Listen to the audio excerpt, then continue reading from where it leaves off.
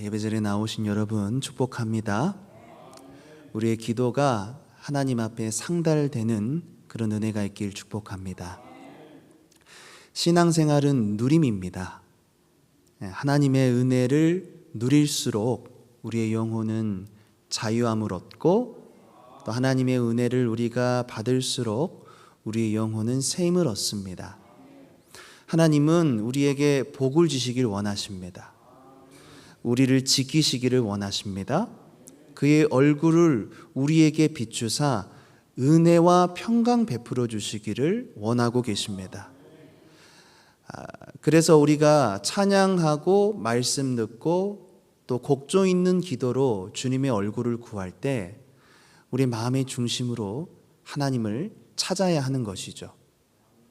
그래서 잠언 8장 17절 말씀에 나를 사랑하는 자가 나의 사랑을 입으며 나를 간절히 찾는 자가 나를 만날 것이라고 말씀하셨죠. 이런 사모함을 가지고 예배할 수 있기를 바랍니다. 하나님께서 우리에게 은혜를 베풀어 주시는 방편은 세 가지입니다. 말씀, 그리고 기도, 성찬과 세례죠.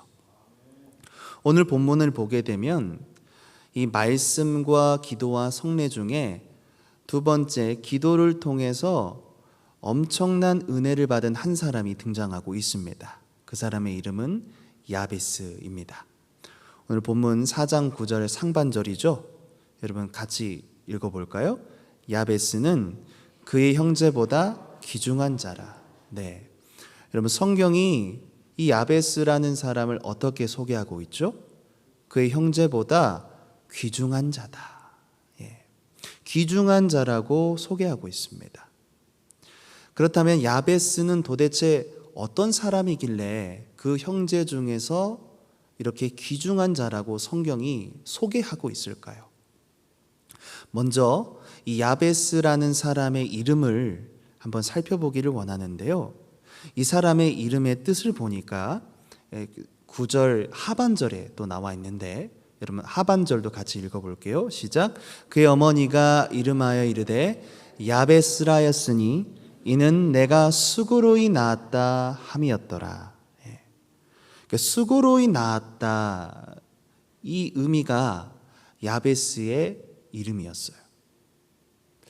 원어로 보게 되면 그 이름의 뜻이 괴로움입니다. 괴로움. 아니 도대체 얼마나 힘들게 낳았길래, 그렇죠? 왜 야베스의 어머니는 그렇게 많고 많은 이름 중에 축복이, 사랑이, 행복이 이런 거 많은데 괴로움이라고 지었을까요? 수고, 고통, 괴로움, 좀 약간 이런 부정적인 단어로 아들의 이름을 지었다는 거죠. 그것은요, 이 야베스를 출생할 때 특수한 상황 속에서 아이를 출산했기 때문입니다.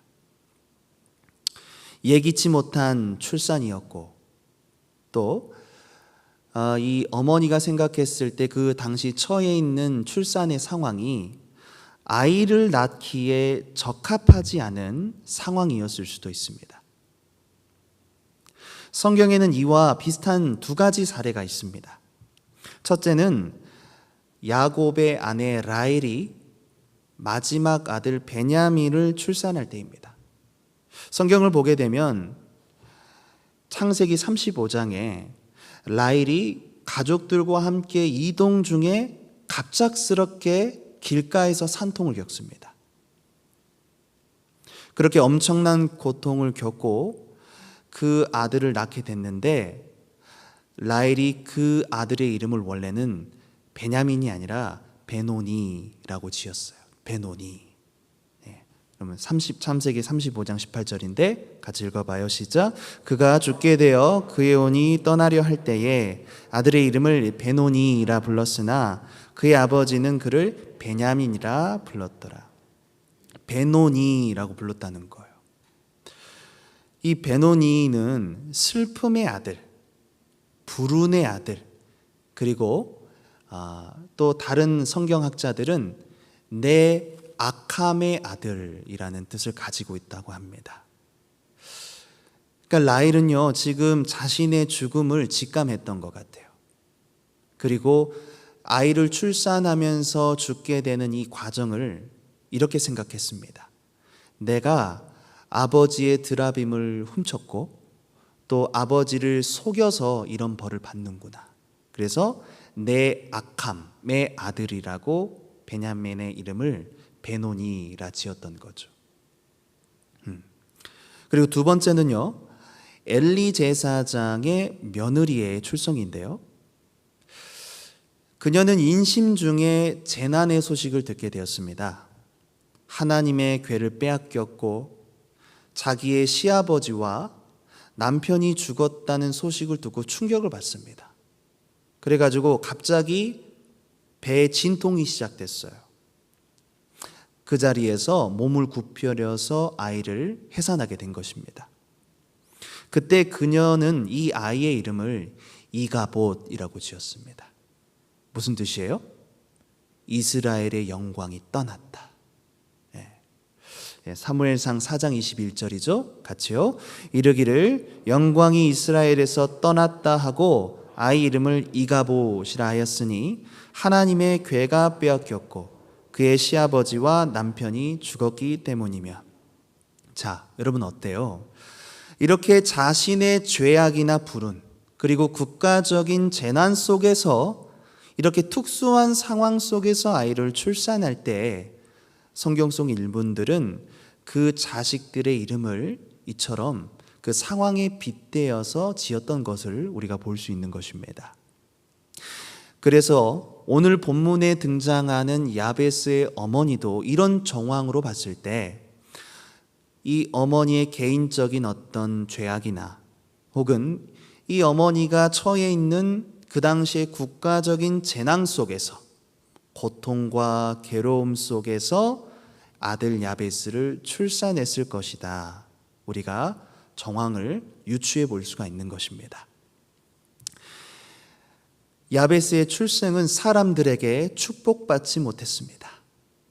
어머니는 야베스의 출생을 괴로움이라 불렀습니다.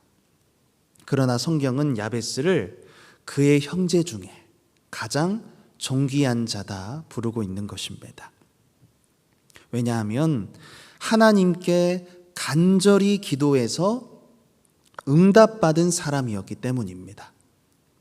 사랑하는 여러분, 하나님께서 보시기에 그의 가족 중에 가장 존귀한 사람은 바로 야베스처럼 하나님께 간절히 기도하는 사람입니다. 하나님께로부터 기도 응답을 받는 그 사람이 하나님 보시기에 가장 존귀한 자라는 것입니다. 자, 그렇다면 야베스는 어떤 기도를 하나님께 드렸을까요? 야베스가 하나님께 구하는 기도는 4가지였는데 오늘 본문 10절을 같이 한번 읽어보겠습니다. 시작. 야베스가 이스라엘 하나님께 아뢰어 이르되 주께서 내게 복을 주시려거든 나의 지역을 넓히시고 주의 손으로 나를 도우사 나로 환난을 벗어나 근심이 없게 하옵소서 하였더니 하나님이 그가 구하는 것을 허락하셨더라. 이 4가지 기도가 있는데 그 첫 번째는요, 땅의 확장입니다. 첫 번째 기도는 이렇게 해석할 수가 있습니다. 주께서 진정 나를 축복하시려거든 나의 영토를 넓혀주소서. 땅의 확장을 위해서 간구하고 있는 것입니다. 우리가 언뜻 보면 야베스의 이런 첫 번째 기도는 단순히 그의 성공과 번영을 위해 기도하는 것으로 생각할 수 있습니다. 그런데 오히려 그 반대입니다. 지금 야베스는 단순히 물질적인 번영을 구하고 있는 것이 아닙니다. 야베스의 기도는요, 민족적인 기도입니다. 공동체적인 기도입니다. 개인의 혼자만의 출세를 위한 기도가 아니라 자신들의 백성들이, 우리 이스라엘 민족이 죄악으로 인해서 빼앗긴 영토를 다시 되찾도록 해달라는 기도인 것이죠.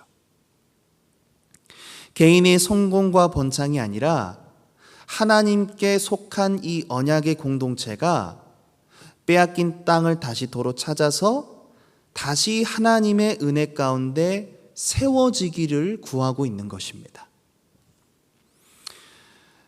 우리가 오늘 읽게 되는 이 역대기서는요, 그 기록하는 대상이 바벨론 포로에서 귀환한 사람들을 대상으로 기록한 것입니다. 그러니까 여러분, 이 역대기를 기록한 저자가 유다 족보를 나열하면서 갑자기 이 4장 9절과 10절에 야베스의 기도를 의도적으로 집어넣고 있는 거죠.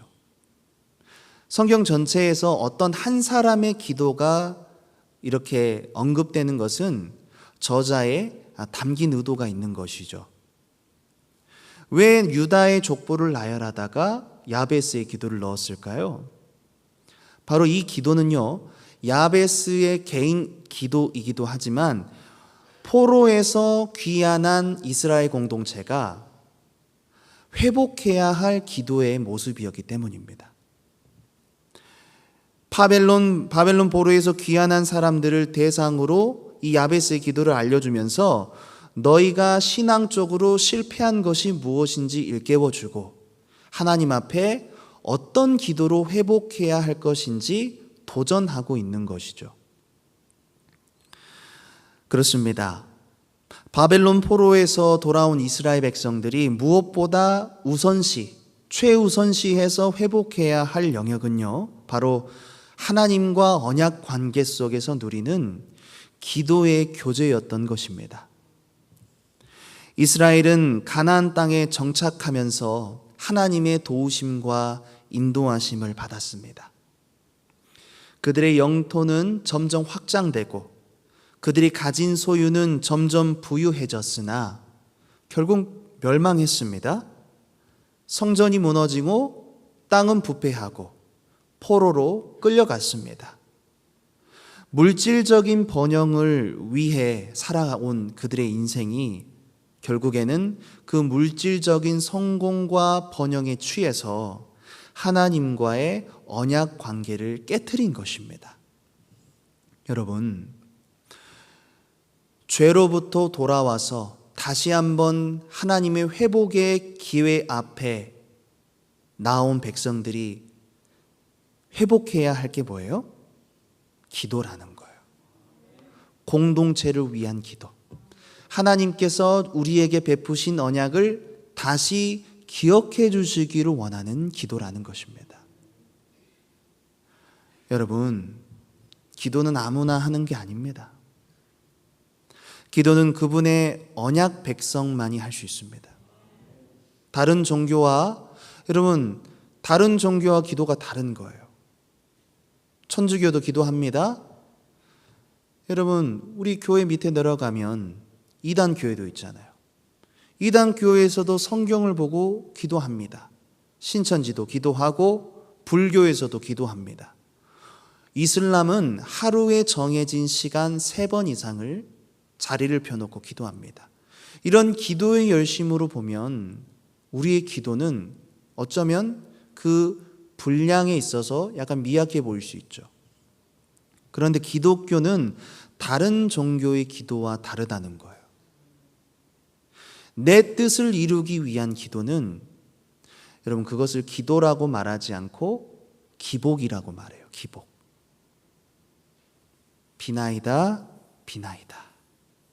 옛날에 우리 어르신들이 어떤 신인지는 모르겠지만 물을 떠다 놓고 아무 지나가는 신이 들으면 좋겠다고 비는 것. 다른 종교에도 다 있는 것이죠. 그것을 우리는 기도라고 말하지 않죠. 여호와의 이름을 부르는 사람, 예수 그리스도의 생명이 있는 사람, 그 사람이 하나님 나라를 위해서, 우리 신앙의 공동체를 위해서 기도할 수 있는 것입니다. 이런 의미에서 야베스의 첫 번째 기도는 예수님께서 가르쳐 주신 기도와 유사합니다. 나라가 임하시오며 하늘에서 뜻이 이루어진 것 같이 땅에서도 이루어지게 하소서. 무슨 말입니까? 하나님의 통치가 임하도록 해달라는 기도죠. 하나님께서 약속하신 그 영원한 나라가 속히 이 땅에 이루어지게 해달라는 기도입니다. 나를 통하여 하나님의 나라가 확장되게 해달라는 기도인 것입니다. 바로 이런 기도가 우리에게 필요한 것입니다. 사랑하는 여러분, 우리를 통하여, 나를 통하여 하나님의 나라가 확장되기를 원합니다. 둘째, 야베스가 기도한 것은요, 하나님의 보호하심이었습니다. 땅을 확장하고 나면 여러분, 그걸 또 관리를 해야 되겠죠. 그렇지 않습니까? 집을 잘 지었으면 도둑이 들지 못하도록 잘 관리를 해야 되는 것입니다. 그래서 야베스는 땅의 확장을 구한 뒤에 그 땅을 지켜주시기를 두 번째로 기도하고 있습니다. 야베스가 구하는 이 땅은 그의 개인의 소유가 아니었습니다. 그것은 이스라엘 민족에게 하나님께서 기업으로 주신 땅이었죠. 그러므로 두 번째 기도는 하나님의 보호와 인도하심 속에서 하나님께서 우리에게 주신 기업을 잘 다스릴 수 있도록, 그리고 하나님이 베푸신 그 기업을 잘 충성되게 청지기의 신앙으로 충성하게 잘 사용할 수 있도록 해달라는 간구였습니다. 그렇습니다. 우리가 하나님께로부터 받은 이 땅의 기업은 그분의 보호하심과 인도하심을 반드시 받아야 합니다. 그런데 여러분 한번 생각해 보시면 우리는 받는 것만을 중요하게 여길 때가 많아요. 그렇지 않습니까? 그래서 주로 기도할 때 들어주십시오, 이루어 주십시오 구하지 않습니까? 건강도 하나님이 주시지만 여러분, 건강을 주시더라도 관리를 내가 잘 해야 되겠죠. 하나님의 도우하심과 인도하심 아래에서 우리가 잘 관리를 해야 되는 것입니다. 그래서 그럼 중요한 게 뭐예요? 하나님께 받는 것도 중요한데요, 받는 것만큼 하나님께로 받은 그것들을 하나님의 보호하심 아래에 두는 기도가 필요하다는 거죠. 여러분, 기독교인은 돈을 잘 벌어야 됩니다. 아멘 안 하시네요? 돈 많이 버십시오. 11조 100만 원씩 하세요. 아멘 하셔야 된다니까요. 돈을 잘 버는 것도 중요한데 잘 쓰는 것도 중요해요. 그렇죠? 하나님의 보호하심 아래에서 이것들을 잘 관리할 수 있도록 우린 지혜를 구하고 믿음을 구해야 되는 것입니다. 시편 기자는 이 사실을 잘 알고 있었습니다. 그래서 시편 기자의 고백을 들어보면 하나님께서 집을 세우시지 아니하시면 세우는 자의 수고가 헛되다 고백하고 있는데 127편 1절이죠. 같이 읽어요. 여호와께서 집을 세우지 아니하시면 세우는 자의 수고가 헛되며 여호와께서 성을 지키지 아니하시면 파수꾼의 깨어 있음이 헛되도다. 그러니까 이스라엘 백성은요, 하나님께 못 받아서 실패한 게 아니었습니다. 많이 받았지만 많이 받은 그것으로 말미암아 오히려 그것들을 잘 관리하지 못하고 하나님의 보호하심 아래에 그 권한을 두지 않았기 때문에 그런 실패로 인해 완전히 무너진 것입니다. 이스라엘 백성들은 심지어 많아진 자신들의 그 성공과 유업의 확장으로 인해서 우리가 받은 유업은 나의 힘과 능력으로 얻었다고 말했습니다. 하나님의 보호하심 아래에 둔다는 말이 뭐죠? 그것은요, 내게 주신 모든 것들이 하나님께로부터 온 것임을 기억하는 것입니다. 그래서 신명기 8장에서 하나님이 말씀하시잖아요. 17절 18절을 같이 읽습니다. 그러나 네가 마음에 이르기를 내 능력과 내 손의 힘으로 내가 이 재물을 얻었다 말할 것이라. 내 하나님 여호와를 기억하라. 그가 내게 재물 얻을 능력을 주셨습니다. 아멘. 네. 그러니까 여러분 어때요? 우리가 하나님의 백성으로 이 땅을 살아갈 때 하나님께서 옷 한 벌 주시지 않고 먹을 것 주시지 않고 광야의 길을 걷게 하시는 것이 아닙니다. 우리에게 다 주시고 나서 걸어가게 하시는 것입니다. 여러분, 우리가 이 땅을 살아갈 때 하나님께로부터 받은 은사, 달란트, 하나님께로 받은 유업과 기업, 건강, 지혜, 여러분의 그 모든 것들 하나님의 보호하심 아래에 둘 수 있기를 축복합니다. 내 능력과 내 힘으로 재물을 얻었다 말하지 않기를 바랍니다. 세 번째는 환난에서 해방해 달라는 기도를 드리고 있습니다. 누구도 야베스를 해치지 못하도록 나를 악으로부터 보호해 달라는 기도입니다. 과거의 이스라엘 백성들은 크게 착각했습니다. 하나님을 오해했습니다. 그들은 화려한 솔로몬의 성전을 지었지만 그 성전은 결코 무너지지 않을 거라 생각했던 것입니다. 하나님은 자신들이 지은 이 영광스러운 성전에 언제나 떠나지 않고 임재해 계실 거라고 믿었던 것입니다. 그래서 제사는 계속 드려졌어요. 밤낮 쉬지 않고. 그리고 날마다 기도의 향은 하늘로 올려졌습니다. 제사장들을 통해서. 무엇이 문제였을까요? 제사는 계속되고 그들이 드리는 번제의 향기는 하늘에 계속해서 쉬지 않고 올라갔지만 여러분, 왜 성전이 무너지고 하나님의 임재가 그들 가운데 떠나게 된 것인가요? 그들이 진정 경계해야 했던 것은 마음의 죄였습니다. 마음의 죄. 그들은 형식적으로 하나님을 예배했던 것입니다. 그들의 마음은 형식적으로 하나님께 예배하면서 그 마음속은 이방 나라를 부러워하고 우상을 부러워했습니다. 그래서 이사야 선지자는 이런 유다 백성들의 그 마음의 죄를 지적하고 있는데 이사야서 29장 13절입니다. 함께 읽습니다. 주께서 이르시되 이 백성이 입으로는 나를 가까이하며 입술로는 나를 공경하나 그들의 마음은 내게서 멀리 떠났나니 그들이 나를 경외함은 사람의 계명으로 가르침을 받았을 뿐이라. 열심히 제사했죠. 열심히 기도했습니다. 절기를 지켰습니다. 종교적 의무를 다 행했습니다. 하나님이 말씀하십니다. 사람의 계명으로 행하는도다. 사람의 계명. 사람이 기준이라는 거죠. 사람에 보이기 위해서. 그들의 마음이 없이. 여러분, 우리도 마찬가지입니다.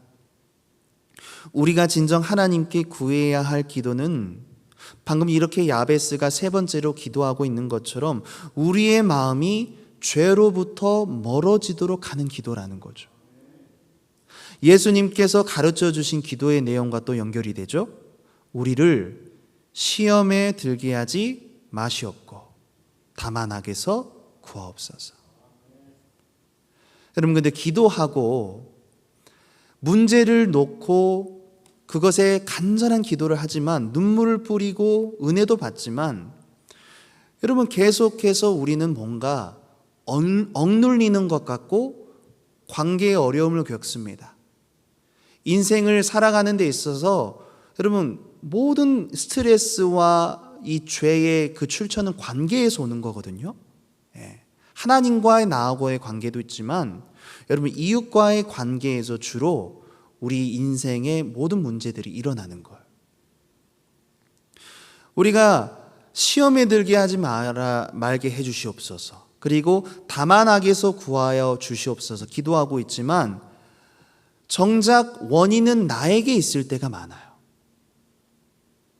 저 원수를 위해서 기도하지만 여러분, 사실은 원수가 문제가 아니고 내가 계속해서 문제의 원인이 되고 있는 것이죠.